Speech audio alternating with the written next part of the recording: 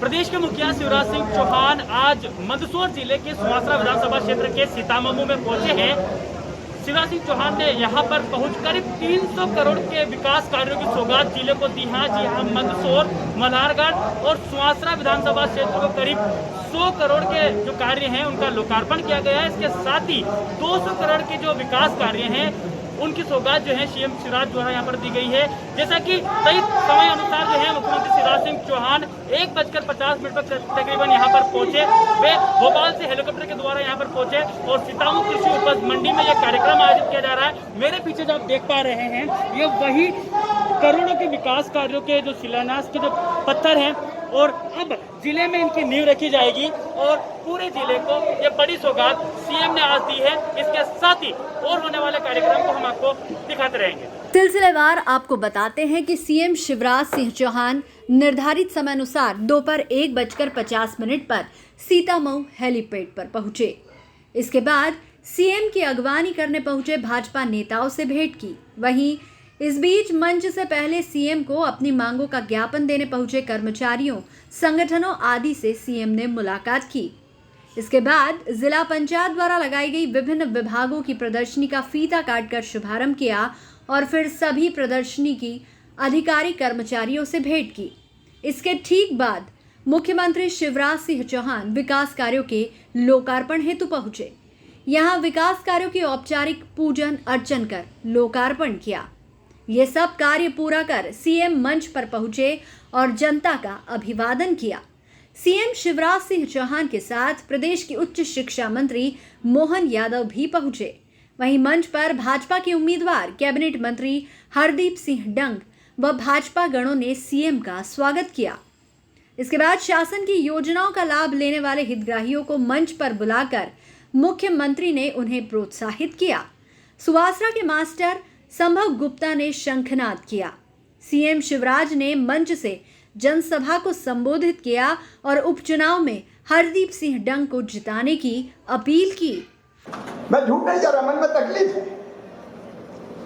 मध्य प्रदेश के वल्लभ भवन को कमलनाथ जी आपने दलालों का अड्डा बना के रख दिया था, दलालों का अड्डा। आप जनता की नहीं सुनते थे। हरदीप आए तो चलो चलो चलो चलो चलो चलो, इन्हें भी कह दिया चलो चलो चलो चलो चलो। बोले हम बच्चों को ढोर चराने की ट्रेनिंग देंगे। ये ढोर चरवाएंगे, बैंड बजाने की ट्रेनिंग देंगे। तो बच्चों ने बैंड बजा दिया, पता नहीं भगवान ने क्या किया कि वैसे ही बैंड बज गया 1.25 साल। अभी हमारे विधायक भाई यशपाल सिसोदिया, वो भी कोरोना पॉजिटिव यहाँ हो गए। जगदीश देवड़ा जी का भी हार्ट का इलाज हुआ है। कई विधायक संक्रमित है, अर्थव्यवस्था ध्वस्त है, खजाने में पैसे नहीं है। लेकिन शिवराज सिंह चौहान रोएगा नहीं मेरे बहनों और भाइयों। कहीं से भी पैसा लाना पड़े, मैं जरूरी काम रुकने नहीं दूंगा किसी भी कीमत पे। जरूरी काम नहीं रुकने दूंगा। और आज मैं कह रहा हूं, चाहे वो शिक्षक भर्ती हो या पुलिस की भर्ती हो, जल्दी मैंने निर्देश दे दिए, भर्ती की प्रक्रिया प्रारंभ कर दी जाएगी, ताकि हम बाकी रोज बेरोजगार नौजवानों को भी रोजगार के दूसरे रास्ते खोल सके। मिलते थे और कहते थे मैं बहुत परेशान हूं। मैंने कहा परेशान हो तो वहां काहे को बैठे हो। लेकिन तब इनको लग रहा था कि नहीं, कांग्रेस से जीता हूं, कैसे छोड़ दूं। लेकिन अंततः इनने अलविदा कह के उस सरकार को गिराने का काम किया है। मैंने भी उस समय कहा बड़ी देर भई नंदलाला, बहुत दिन हो गए रे, और जल्दी आ जाते। लेकिन देर पहले आया हूं। हरदीप ने अच्छा किया, लेकिन हमने भी हरदीप के लिए अच्छा किया। हमने मंत्री बना के भेज दिया हरदीप डंग को। यह भारतीय जनता पार्टी है जिसने कहा कि ठीक है तुमने विधायकी छोड़ी है, हम मंत्री बनाते हैं। और तो मैं आप सबसे निवेदन करता हूं, अभी तो मैं टेम्परेरी हूं भाई, परमानेंट तब होगा जब ये सरदार जीतेगा।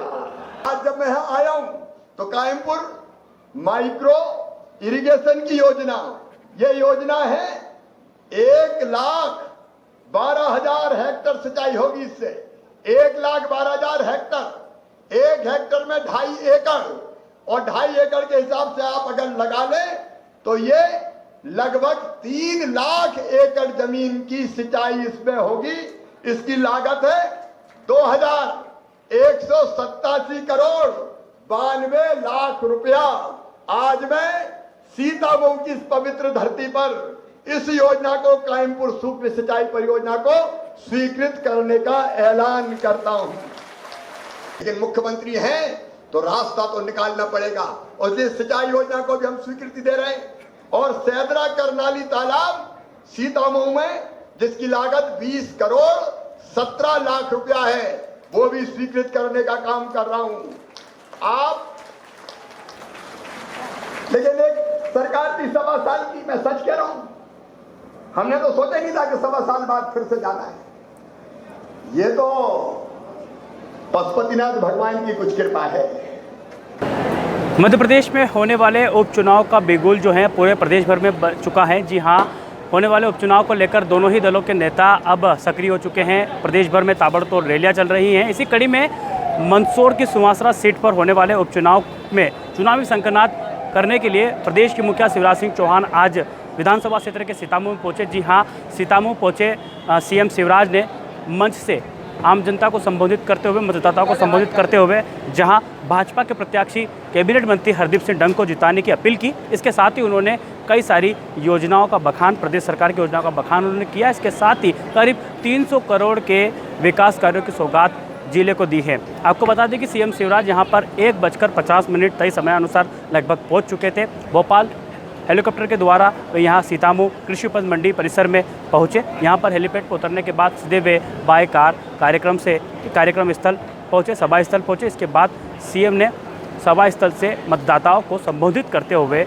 कई बड़ी बातें की, कई योजनाएं जो हैं जनता के समक्ष रखी। इसके साथ ही जो भाजपा के कैबिनेट हैं हरदीप सिंह डंग, आपको बता दें कि हरदीप सिंह डंग जो कि पूर्व में कांग्रेस के टिकट पर चुनाव जीतकर विधायक बने थे, लेकिन अपने इस्तीफे के बाद अब यहाँ पर होने वाले उपचुनाव में बीजेपी के टिकट से हरदीप सिंह डंग जो हैं भाजपा के उम्मीदवार हैं। और अब लगातार जो चुनावी स्थितियां हैं वो यहाँ पर तेज होती जा रही है, चुनावी सरगर्मियाँ तेज होती जा रही हैं। अब जो चुनाव परिणाम है और जो चुनावी सरगर्मियाँ है, सुवासरा उपचुनाव का जो सियासी ऊँट है किस करवट बैठने वाला है, यह तो चुनाव होने के बाद और चुनाव के परिणाम ही तय करेंगे। फिलहाल शिवराज सिंह चौहान ने यहाँ पर मतदाताओं को साधने की पूरी कोशिश की है। कैमरामैन नीरज सिंह के साथ देवेंद्र मौर्य, SBCN टाइम्स, सुवासरा। आज बड़ी संख्या में फुटबॉल खिलाड़ी अचानक विधायक दिलीप सिंह परिहार के घर पहुंचे, जहां उन्होंने स्कूल के पास बने छात्रावास कोविड-19 सेंटर के पास फुटबॉल खेलने के दौरान रोज हो रही परेशानी के बारे में अवगत कराया, साथ ही विवाद जैसे हालात के बारे में जानकारी दी। दरअसल कोविड-19 सेंटर के पास फुटबॉल खेलने के दौरान कई बार सेंटर की बाउंड्री में बॉल चली जाती है, जिस पर सेंटर पर तैनात जिम्मेदार बोल नहीं देते हैं, साथ ही अभद्र भाषा में उनसे विवाद करते हैं, जिसे लेकर उन्होंने शिकायत की। साथ ही विवाद के दौरान आज सेंटर के इंचार्ज द्वारा फुटबॉल खिलाड़ियों की बॉल को भी रख लिया और उन्हें खेलने के लिए नहीं दिया गया। इसके बाद सभी खिलाड़ी एकत्रित होकर विधायक परिवार के घर पर पहुंचे, जहां विधायक ने मुख्य चिकित्सा एवं स्वास्थ्य अधिकारी महेश मालवीय से चर्चा करके विवाद को सुलझाया और केयर सेंटर के इंचार्ज को ये निर्देश दिए कि फुटबॉल खेलने के दौरान यदि बॉल सेंटर के ग्राउंड में आती है तो वे उसे दे, क्योंकि दशकों से खेल प्रेमी उसी ग्राउंड में अलसुबह अपनी प्रैक्टिस करते हैं और बेवजह कोई कैंपस में बॉल नहीं डालता है। खेल के दौरान इक्का दुक्का बार ऐसी घटना हो जाती है। विधायक के फोन लगाने के बाद पूरा मामला शांत हुआ और खिलाड़ी वापस ग्राउंड की ओर लौट गए। सभी खिलाड़ी नीमच सिटी इंदिरा नगर क्षेत्र के थे। जावद के समीप ग्राम बरखेड़ा कामलिया में तालाब में डूबने से एक 10 वर्षीय बालक ऋषभ माली की मौत हो गई। बालक दोपहर में अपने दोस्तों के साथ गांव की पुरानी आबादी में पीछे स्थित तालाब पर नहाने गया था। इसी दौरान उसकी तालाब में डूबने से मौत हो गई। जब बालक बहुत देर तक घर नहीं पहुंचा तो परिजनों ने पूछताछ की। जानकारी मिली कि तालाब में नहाने गया था और घटना की जानकारी जैसे ही मिली, परिजनों ने ग्रामीणों की मदद से बालक को बाहर निकाला। इस बीच पुलिस को भी जानकारी दी गई। बालक को अस्पताल लाया गया, जहां उसे मृत घोषित कर दिया गया। पुलिस ने इस मामले में मर्ग कायम कर लिया है और जांच शुरू कर दी है। जिला अभिभावक मंच ने नो स्कूल नो फीस अभियान के तहत रविवार को अभिभावकों से फीस माफ करने के लिए आवेदन किए। अभिभावक संघ द्वारा कमल चौक स्थित फोकस स्टूडियो के सामने सेंटर बनाया गया, जहां पर अभिभावकों द्वारा मौके पर ही आवेदन भरकर जमा करवाए गए।